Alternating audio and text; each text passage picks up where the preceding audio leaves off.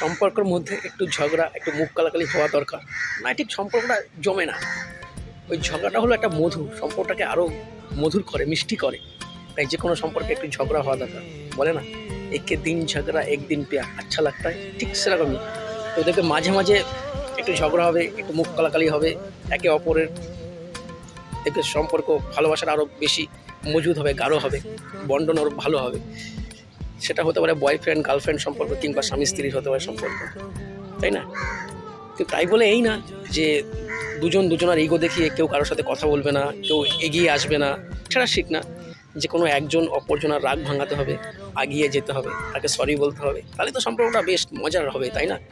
তুমি তো অন্য কারোর কাছে মাথা নিচু করছো না, তুমি তো অন্য কারোর কাছে সরি বলছো না, তোমার তোমার প্রিয়জনের কাছে তুমি সরি বলছো, মাথা নিচু করছো, তাতে সম্পর্কটা আরও বেশি মধুর হচ্ছে, তাই না?